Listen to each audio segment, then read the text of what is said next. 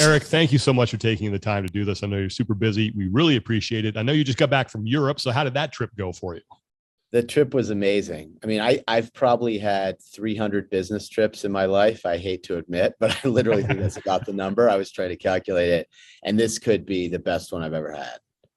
And what was the impetus for the trip? What were some of the kind of goals off the top that you wanted to accomplish in making that trip out there? And what were some of your takeaways? Well, from an impetus standpoint, we now have more CrossFit gyms outside the U.S. than we have in the U.S., and we have almost as many coaches outside the U.S. as in the U.S. So, you got to touch and feel this stuff, or it's kind of hypothetical. Mm-hmm. And frankly, this would have happened a lot sooner. It would have happened a year sooner if we had been able to get over there last year. And I think we threaded a needle from a COVID standpoint. In fact, the morning, an hour before I left for the airport, or maybe even half an hour, my assistant Parisa said, Eric, I don't think you should go. Too much risk. You won't be able to get into a bunch of the 6 countries you're planning to visit. And, there's a non-zero chance you won't be able to get back to the US at the end of this thing. And maybe you're stuck quarantine in a German hotel room for 2 weeks or something. And so I just had this moment, but I think Gary, who's our head of global affiliates, and I were so looking forward to this. And I think the teams over there were so looking forward to our visit that we just felt like we had to go for it. And it worked out well.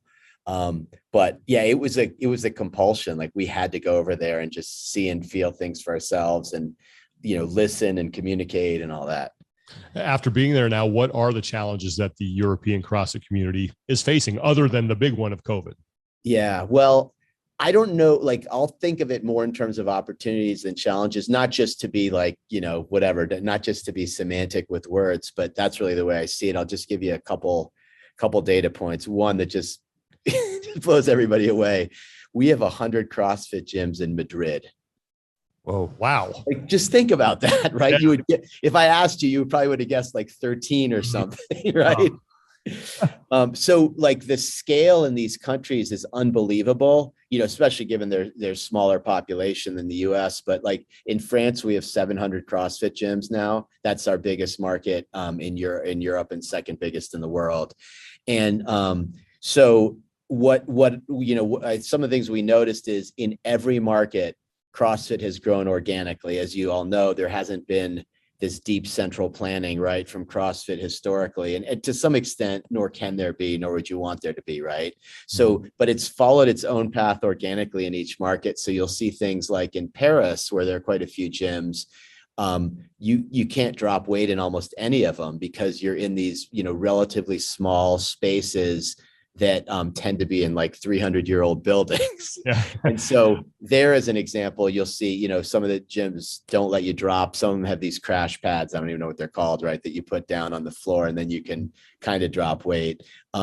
Way more owners of multiple gyms over there. I met many folks who had more than one, and I met one group of partners is 2 guys who own 7 gyms now and are planning to open more. And they were interested. What's the stance on this? Can we, do away with this pretense that, our head coaches are actually the LORs on all of our gyms, but one, and can we have a corporate entity own the gyms instead of an individual? And that was great because we were able to say, not we'll look into it like we had to on some things, but yes and yes. Once someone has shown they're devoted to the CrossFit community, we're going to make it easy for them to open multiple gyms. So I think Europe is ahead of the US on that for sure. There's more of, what I would call kind of a mega affiliate over there too. Like, so several of the gyms that we were in touch with and one that we visited have over 1,000 members. And so seeing how they do community at that level, in fact, CrossFit Louvre in Paris, which is run by, you guys are nodding yet, run by our director of international, Daniel Chaffee. It's not a big space. And have you been there, Tommy? Yeah, it's a fascinating layout, the way that they're built, like down into at multiple levels. And I've worked out a few times. It's actually fascinating to work out there, and I actually really enjoy it. It's kind of a unique experience for sure. It's kind of like a little labyrinth down there, and it feels cramped. Every part of it that you're in, there are no windows down in the workout area. and it's, maybe 4,000 square feet, and they have 1,300 members. It just like, it literally doesn't seem possible. And so all of the excuses that we make about like capacity constraints, they've figured out a way to work through it. And that was super impressive. So to see like the different operators over there, what we can learn from them, as well as what they can teach each other and learn from us, is a big deal. The affiliate roundtables that we're now rolling out, we have, I think we have over 1,700 affiliates signed up against our target of 1,000. Like, that's going to be such a great forum for information sharing. Right now, they're all within the same country, but ultimately that'll open up. So I think a lot of best practices to share around that. What else? Oh, the other opportunity that I saw is, I actually think there's a demand for more seminars over there than we're doing right now. And that was really interesting. We've had at CrossFit, there's been kind of the training group, which we now call the education group. And there's been the affiliate group, but the affiliates didn't really have a general manager running it. And then you had country managers kind of reporting somewhere else and kind of doing their own thing. And now that we've kind of integrated these functions more, now we're able to have the country managers say, hey, here's a city in this country that has never had a level 1 seminar, and it has over 1 million people in it. And so I think we're going to see opportunities actually to do more seminars there. And there's this virtuous circle, obviously, where you have a great affiliate that creates demand for L1s. The L1s happen, they build more great affiliates. There's kind of a virtuous circle that happens there. For sure. And it was cool to see, posting photos of working out and everything like that. I got to ask, do you feel like there was some pressure, like you go to work out with these communities and everybody's like sending their best after you to like throw down? Because I know you threw down with us when we were out there in Colorado, and you kind of gave us the business a little bit, but I was curious if that was something that you got pretty often when you were going to different gyms. Let's set the record straight. I gave no one the business, either with you two or on my trip, but we did do 18 workouts in 11 days. Wow. And I'm not, it's been a while since I was a 2-a-day guy, maybe a few times a year I'll do that. And so this was really cool that we were, quote unquote, forced into it. And the forcing was really, people excited about the visit and counting on us being there. And then if I had said, I'm just going to watch this one, it just wouldn't have had the same ring. we were nervous that people were going to over program because we were coming in, let's see what these guys have, or let's show them that we're really intense, but actually it wasn't like that. And one of my most memorable workouts was actually, I don't know if you guys saw it, I posted on Instagram, but it was with a woman in Germany who was 4 months pregnant. Mm-hmm. And I was just like, that was such an only in CrossFit experience. I'm partnered with this woman I don't know, super friendly, and she's 4 months pregnant and doing everything. It was really cool. She did the burpee down to a plank, kind of, not all the way to her belly, obviously, but so cool. You have now had your hands on this thing for a little more than a year. From a macro level, what is the state of CrossFit now after your first year of ownership? I think overall things are going quite well. One of the measures of kind of progress that I see is we have over 20 new affiliates opening every week, like week in, week out. About 3/4 of those are typically, it varies, but about 3/4 of those are outside the US typically. Mm-hmm.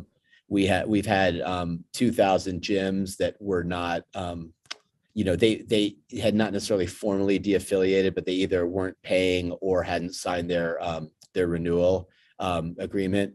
And so we've had over 2,000 of those come back into the fold. Getting every time that we do, surveys and anything that's more than anecdotal, we're seeing pretty high marks for engagement. That includes both our employees, the affiliate owners, and the broader community. So I think all those things are really positive signs. And then, you get anecdotal feedback, but it's I would kind of put that a little lower on the metric standpoint, because you never know if you're just kidding yourself, right, when you get that. But I feel like we've gotten enough kind of feedback that is a little bit more quantitative in nature, that gives us a sense that things are moving in the right direction. I can tell you that COVID is still, unsurprisingly, a real thing. And that really sucks, because there's just no definitive timeline for when that's not going to be something that's top of mind. Mm-hmm. I'm in Colorado, and we're both in the office and in the gym. People are back in with masks and the whole bit. So it's that kind of looms large, I think, for everybody. But I sense overall in the community a real spirit of a couple things. One is hopefulness, and two is we're all in this together, and how can we help? And we did an hour-long Q&A in each of the 6 countries that we visited. And one of the most memorable things I got from someone was, we just want to know how we can be helpful.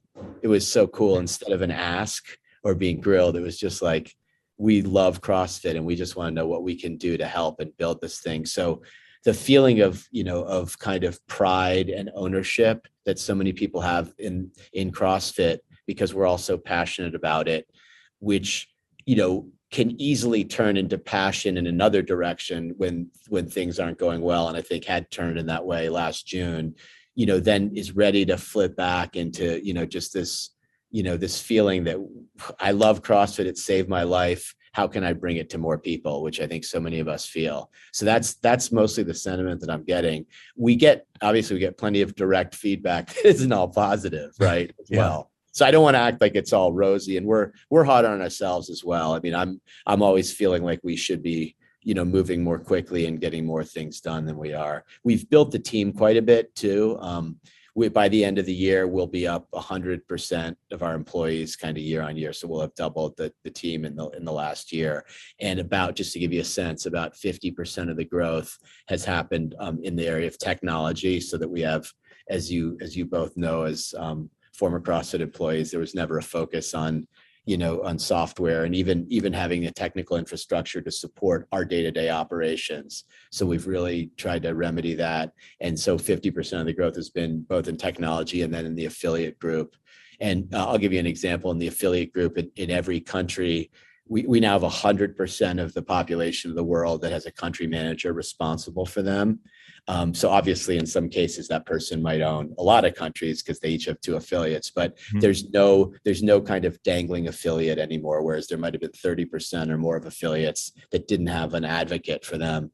But also in the major markets, the country manager is now accompanied by an affiliate support person and a social media person. And in some of these markets, you have almost 100,000 followers of the CrossFit handle in that country. And so the social media person's become really, really important, since that's the primary communication channel. So we're investing a ton in growth right now. Yeah. It sounds like a pretty wide infrastructure as far as, people that are, boots on the ground in each one of these areas. I'm curious because one thing that was apparent when we were at the games and working on the broadcast is there were some new elements of a leadership structure that were fascinating to us, and getting to interact with people like Gary. And what is the sort of plan as far as growth is concerned for that leadership structure, and any other element of the CrossFit team internally going forward? Yeah. Well, we announced that Jason Dunlop, a new president, just joined us, and he was actually on the tour with us, which was really cool. We had not met in person before, which is really odd for, to hire a president or to accept a job, when you've had a really successful career and are in a big job without meeting your new boss. So, equally weird for Jason and for me, kind of. But Jason's joined now, and he's really overseeing the lines of business. And whereas the kind of functional parts of the company report to me, and then the lines of business report to Jason, so that I've got one central person doing that. But I'm keeping very close to to the 3 lines of business, as well as developing new ones. And then we had already hired a chief technology officer. We will be announcing in the next couple of weeks our new chief financial officer, who just started, and then the CrossFit's first, and this will be probably music to your guys' ears, but CrossFit's first chief marketing officer. Nice. Fantastic. Can you believe it? We're going to have a marketing function at CrossFit. Maybe we could do something. So we're really excited about that. And then that'll be the senior leadership team will all be in place then, at least for now, right? You can never say fully in place, but. You talked about the growth in employees and people that you've brought on board. Who are some people that you have brought on who have their hands on this thing on a consistent basis that maybe the community isn't too familiar with right now? I think Gary Gaines we mentioned him a couple of times. So Gary, he has an interesting background. He joined us about a year ago, and he's been a kind of an operations, a field guy.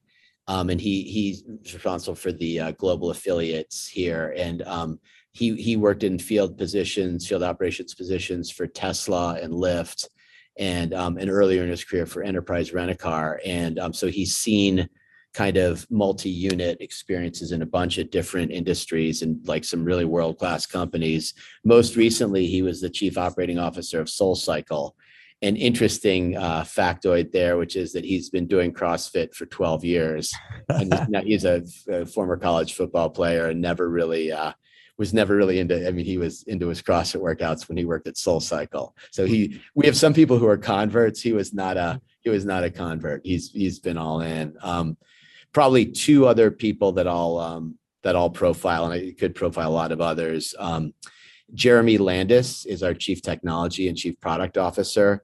And Jeremy's worked at a number of companies over the years. And he, in fact, was he was a colleague of Gary's at SoulCycle. So that's how I met him. And we hired him as a contractor for the, you guys are familiar with the on-ramp product that we've been developing and that we tested earlier in the year, and we'll be, knock on wood, rolling out in the fourth quarter commercially. And so Jeremy built that for us as a contractor, led the team that built it. And then we hired him as chief technology officer starting in January. He's awesome. And he's in the convert bucket. He was like more of an endurance guy, and he now is a 5-day-a-week CrossFitter and has his wife and his daughter going as well. So that's pretty cool.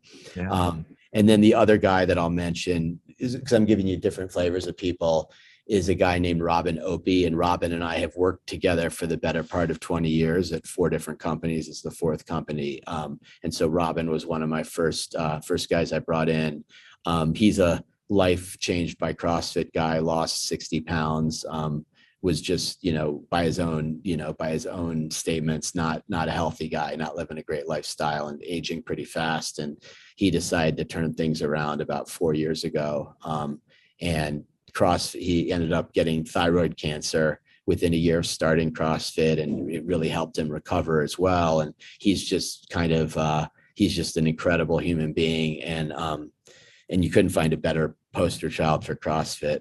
He was a kind of a national champion shot putter in college, and was actually, training to go to the Olympics, and then had a career-ending injury doing a sloppy form on a clean, and slammed his elbow into his knee and shattered his wrist, so that his Olympic dreams were over. And that was kind of the end of his athletics for 25 years until he started doing CrossFit. So anyway, he's a great guy, and he runs our kind of our data and research, as well as our software teams here. So he's an awesome guy as well. I could go on, but those are 3 examples. Yeah.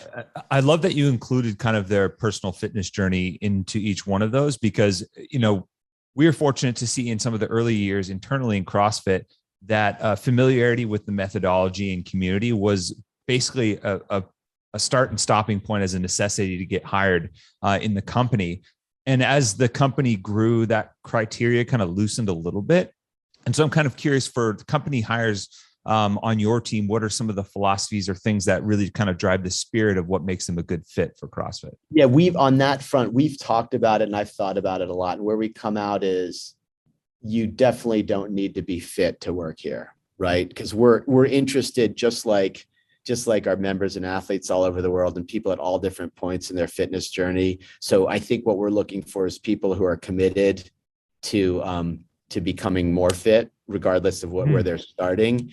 And then in terms of being a CrossFitter, what we're looking for is people who have really real passion around CrossFit and its mission, and understand how different it is, that it's not just like, how does this compare to a health club, or how does this compare to, something else? Because we all know it kind of doesn't, doesn't compare. So, to give you an example of the 3 most recent executive hires I mentioned, Allison, the chief financial officer, has been a member of Chris Spieler's gym for, I think, like 6 or 7 years, and can whip off pistols better than I can, as she proved with him. And then our chief marketing officer, who is not announced yet, I almost used her name, I'm glad I didn't. She has tried, I took her through her first CrossFit workout, and we were fortunate that Austin Malleolo was in town. So she basically got a one-on-one from one of the best coaches in the world, which is pretty cool. It was a split jerk day, which is not where you want to start with. And Austin was just awesome with her. And she was a really good mover too. I was a little pissed watching her. And then Jason, had not done, Jason had done some CrossFit when he was at Nike as kind of team workouts. And so he's now been going to a gym for a couple months, but there's no mandate. As you know, some people were CrossFitters when they started working for CrossFit and now don't even do it anymore or whatever, right? So there's no mandate that you need to be in a certain physical condition or need a certain Fran time, or you're committed to doing CrossFit 5 days a week. We want people who are passionate about health in their lives and who are passionate about CrossFit and its role. I'd say those are the two musts. When we talked to you a year ago, you and what you had of a team were just kind of getting your hands on CrossFit and everything that came with it. What were the things that you learned that needed to be addressed during those beginning stages?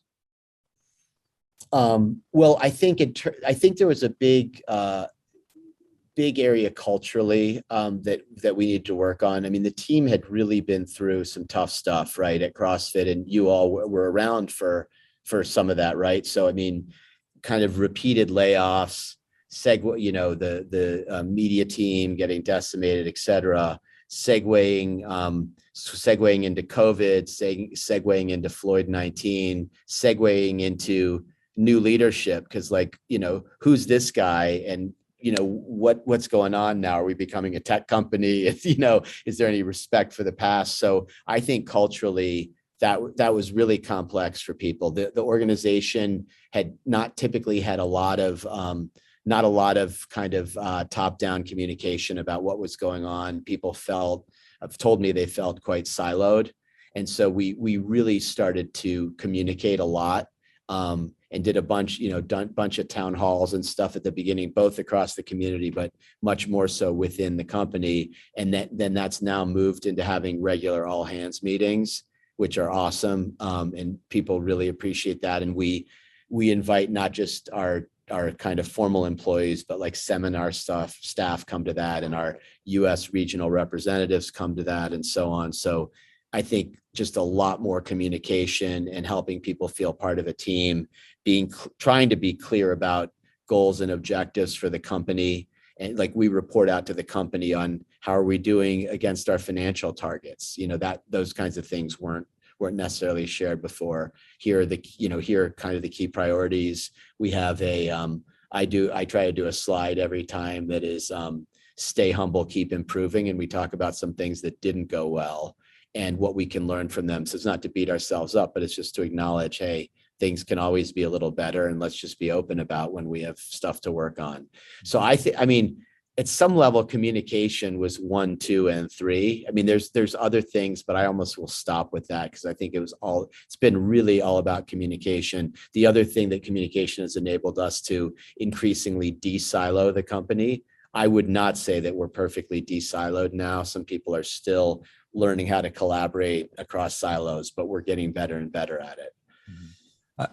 We all kind of have our triage process as far as managing, importance of things, but I'm curious if and how COVID altered your process in being able to get to that start point and move through those early stages, I guess, with the company. Well, yeah, it had a few impacts. I mean, one was the inability to travel and meet with people in person, and just the social isolation, even from working from home. It's funny, like this morning, I took a couple calls at home, and then I was like, do I really need to come in today? And I only live 1.5 miles from the office. I'm like, I don't know if I need to come in, but I want to come in. I got to come in. And, when that wasn't an option, I think that was really hard. an inability to kind of travel and meet with people. And then I think resetting what our priorities were based on COVID became so important. And that, you know, nothing's a better example than that, than all this work we've done to try to get legislation passed for gym relief in the US. And, you know, we've kind of really led a coalition of the industry at that, you know, some maybe strange bedfellows given history with Zumba and the, you know, and some of the big box gyms and all that. But we really needed to get the combined lobbying power and dollars of the whole fitness industry. And we were successful in pulling that consortium together in drafting some great legislation. And we now have 180 members of Congress supporting it.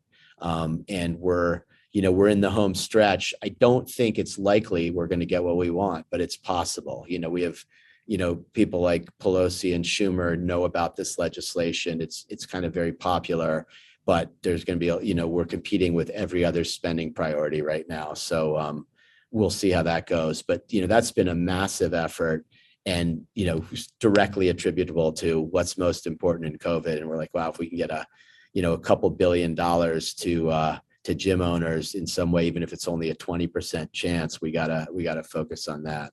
And, you know, another one, just because we do have investors and all that, like, is setting expectations, right, for both the team and for investors. Like COVID, you know, we all knew it wasn't going to be over right away. I don't think any of us anticipated this backlash, but just, you know, maybe being a little easier on ourselves, which isn't easy for me to do, that, you know, we have forces outside of our control that are going to create challenges for the business for some time to come. And we just have to deal with that as the new normal too.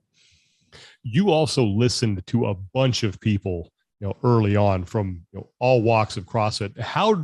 Where did that have the biggest impact on how you approached a given issue? I think, well, there certainly were individual points, but the kind of broad thing was getting an awareness of how many different types of stakeholders there are and how much how much love they feel for CrossFit, but also how much ownership they feel of CrossFit. So it's like, oh crap, like it's kind of humbling where you go, all these people have devoted their lives to it. Like, I mean, you guys, right? How long have you been devoting your lives to CrossFit? And I've been really into doing CrossFit for 12 years and, you know, had a gym as a side hustle and had a gym at work in my tech company. But like, you look at so many people who have given so much for so long and it's their whole career and their whole life really. And so that was really humbling. And it impressed on me to try to be really thoughtful about unintended consequences when we make a move. I mean, you can't make everyone happy, but it tried to get me more thoughtful about that. And then just to be a little more humble about, you know, grandiose plans and all that, to go like, look, there's a reason things are working the way they are, and they've worked pretty well to date. You know, a lot of things have gone well, and we can all dwell on things that didn't go as well. And just so to really be thoughtful about where we're changing course on things. Like you can imagine the debates internally when we launched CAP as an example, or should we do a playbook? Like these aren't initiatives that weren't really well considered and debated fiercely internally.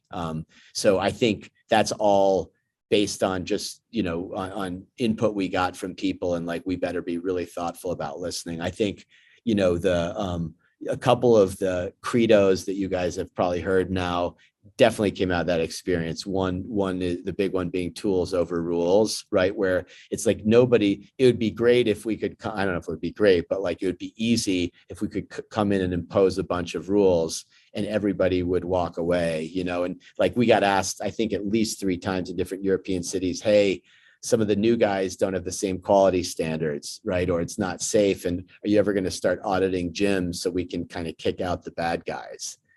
And we're like, you know, we just don't think it's going to go over that well if we start enforcing a mandatory gym audit. Like that sounds like a very good idea for someone who has no idea what goes on. Yeah. Right. Yeah.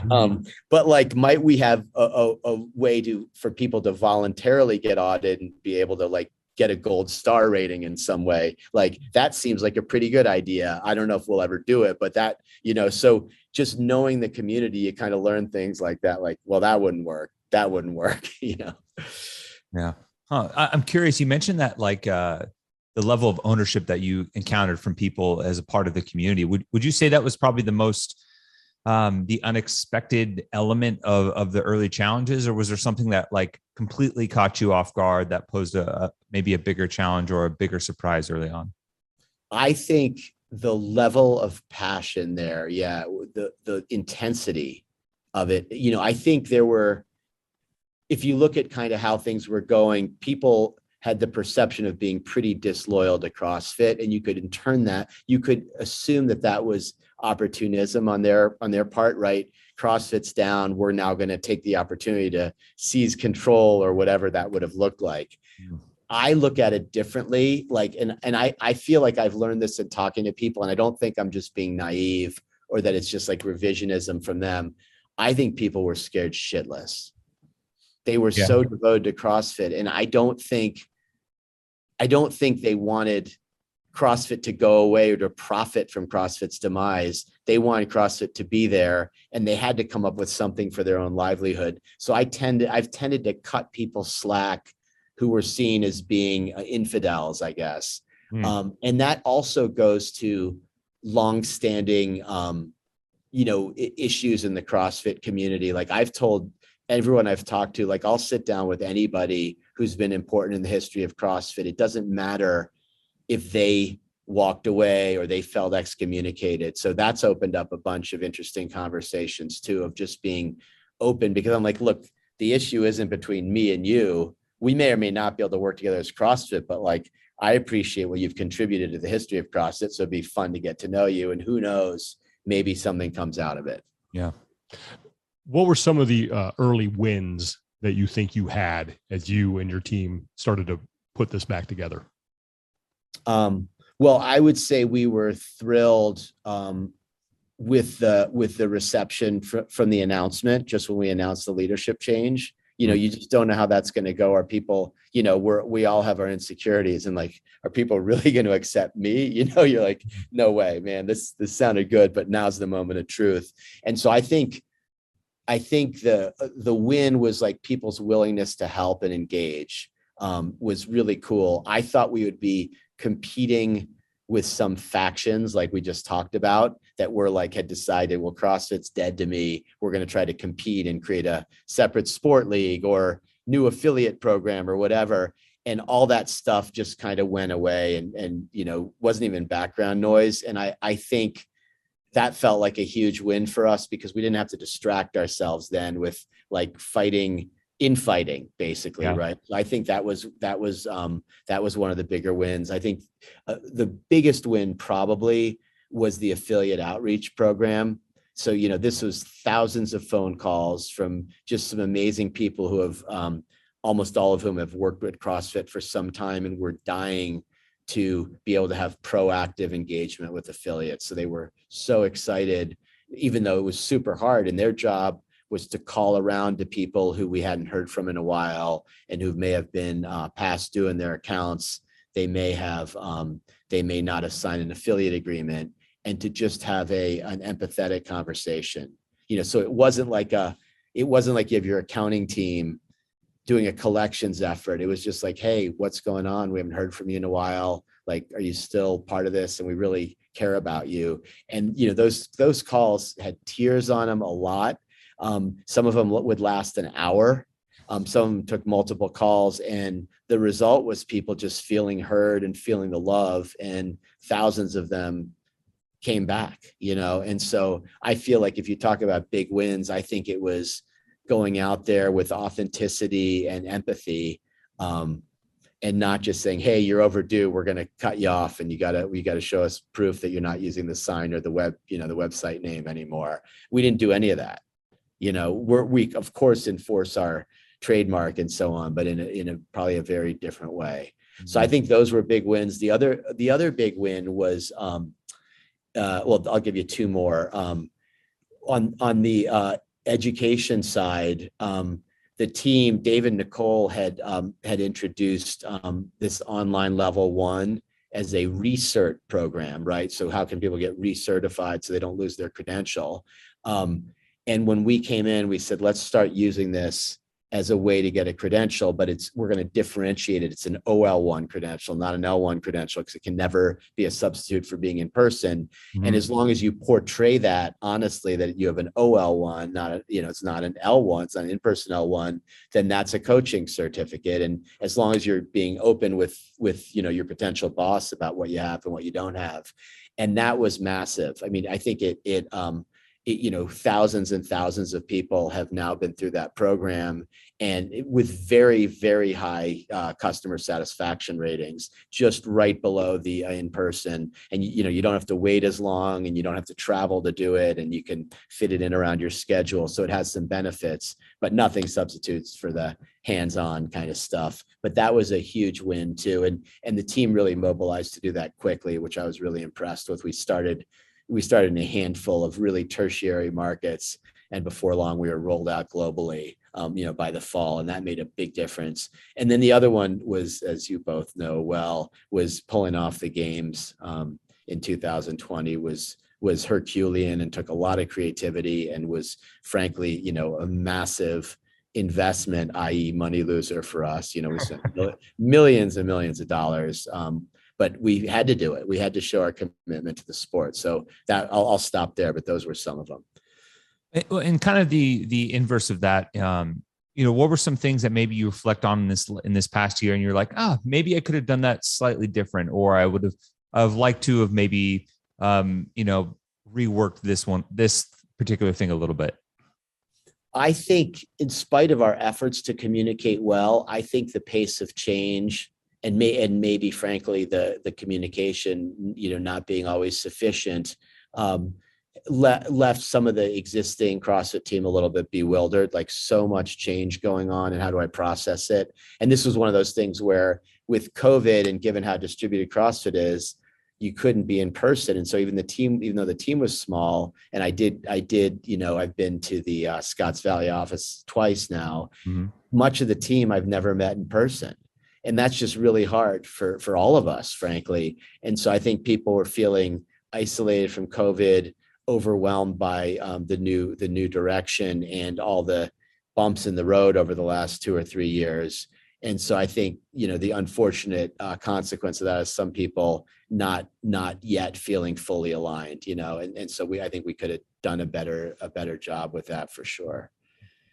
As you got your feet underneath you last year and started to build some momentum, what were some of the things that you knew that you absolutely had to do in order to help the affiliates be more successful and just more stable in their business? Yeah, well, I think sharing best practices was very high on that list. I think you can see it in the products we've launched. So because that's why we launched the products. So an ability to share best practices, which has taken the form of the affiliate playbook, an ability to really build community, because it's lonely at the top when you're running an affiliate, and it's even more lonely when you're in the middle of COVID and 30% of your members are gone, and that was your profit margin. So that's kind of the roundtables were designed to address that. And then we just got a lot of people talking about, I would like continuous coach development. I'd like continuous development for our coaches. And we thought about various ways we could do that. And then we just hit on the insight of, well, if we can, if we roll out affiliate programming and make the centerpiece of it how you develop coaches, versus, the programming is phenomenal, but the centerpiece of it is the daily development the coaches get. So those were kind of the big three for us. We continue to work on some other stuff that we'll be announcing soon. I'm not ready to pre-announce it, but look for some announcements in October for sure. Oh, awesome. I wish I could give you guys a scoop. I was like, that's enough. We'll take it's that. All right. We'll take the teaser. Little breadcrumbs enough for us.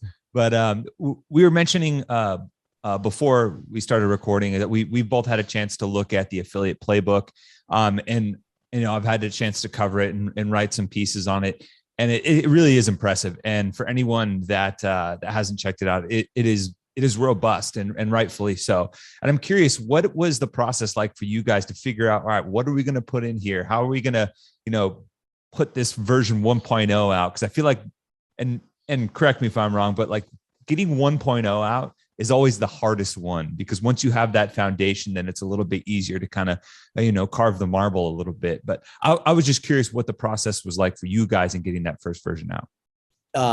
It was great. I love that question because we haven't been asked that at all yet.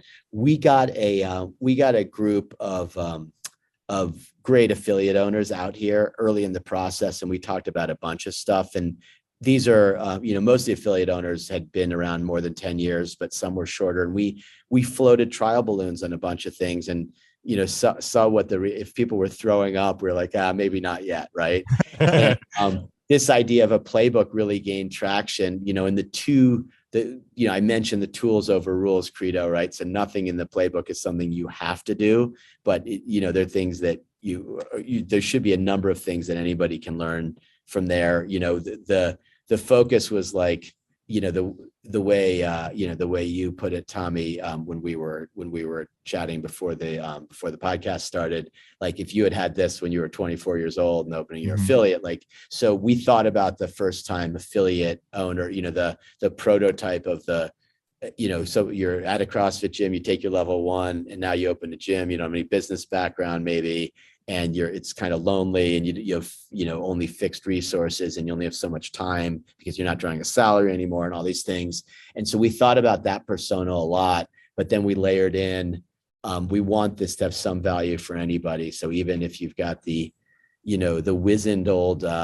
crusty affiliate owner of 15 years, like, is there some value they could get there? So that was kind of the process. And then there were repeated meetings, which frankly, I wasn't a part of the team. Gary led them, and the team did a phenomenal job with different groups of affiliate owners who contributed more and more to this. And then it really started to take shape. And so the only place where I got involved was like, here are the chapters. And I did a read and gave them little notes in the margins and things like that. But the team really took this, and it was the other watchword or credo other than tools over rules was by affiliates for affiliates, which is, I don't know if you guys have had a chance to watch the videos that were released with it, but everything in there were lessons from affiliate owners. There was nothing about, well, this is corporate policy that we should say this, and so it's so much more relevant and topical and has more credibility because it's from people who have been in the trenches. And the people who contributed didn't necessarily always agree with each other on things. So that was interesting too. We talked about how much are we going to lay out different philosophies versus just one. When you first took over CrossFit, a lot of people looked at it as, oh, this guy is bringing a ton of business experience now to bear here in this space. But how did your experience, or how has your experience with CrossFit now added to your business acumen? It's been humbling for sure. I try to be humble, and the world gives you many opportunities to be humbled, right? If you pay attention. But I think it's been very humbling to come in, and I think that makes for better leadership. I think it makes you're a more authentic leader. So I think that's one thing, is it's just been humbling to come into a new environment and learn how to operate there. My professional background's obviously in the tech industry, and we had 3 or 4 software developers at the company when I joined, and I just we couldn't build anything. You know what I mean? And their boss wasn't a technologist, and there was no, and we still don't have much marketing infrastructure. So I think all those things gave me 2 things. Like, they gave me gratitude for what I had before, right? Like, it's not an entitlement that you have a marketing team or a tech team or a business development function to do partnerships or whatever. And it made me kind of get back to the scrappiness of how do you get stuff done with these limitations. It's a lot easier to operate, but sometimes a lot less rewarding when you have a big team and you have all these functions staffed. And I think that the notion that you can be, I was in a place where you just have so many people to get stuff done for you. And so that, the necessity of rolling up my sleeves again was really cool. And I think, the example there was the affiliate programming, the CAP rollout is I took our CTO aside and I said, look, if we want to get you and I are the 2 people with tech product experience at the company right now.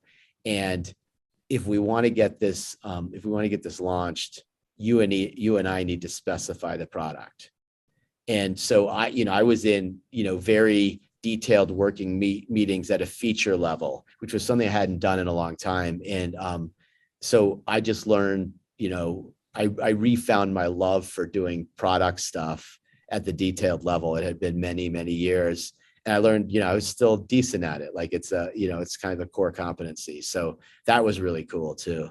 Was that a relief? Like, can you kind of dust off, the old jump shot that you haven't pulled up for in a while, and then you maybe sink a few from beyond the arc? Was there relief in that? And like, oh yeah, I still can do this.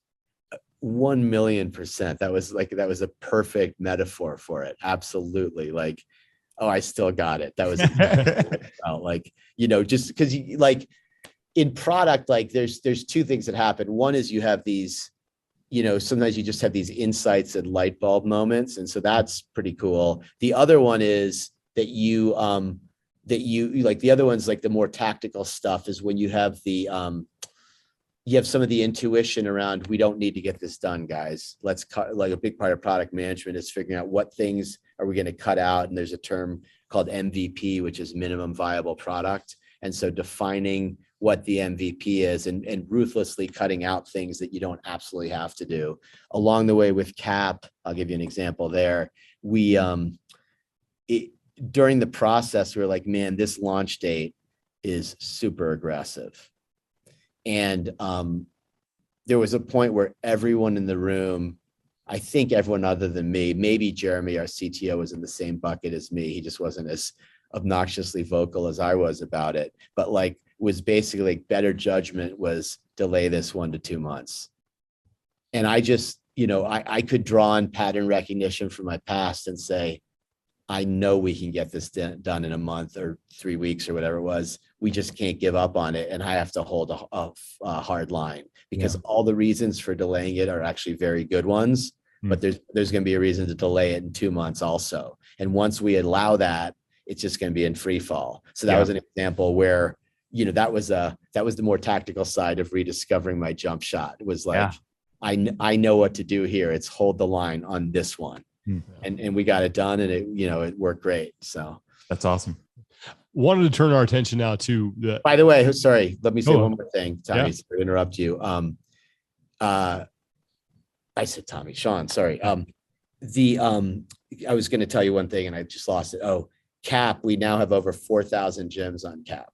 Wow! That's great. Isn't that cool? We just hit that landmark. We hit that landmark this week. Mm-hmm. That's fantastic. That's a scoop. Yeah. All right, we'll take that. Absolutely. Yeah. We got the most up-to-date number. We are not picky with that stuff.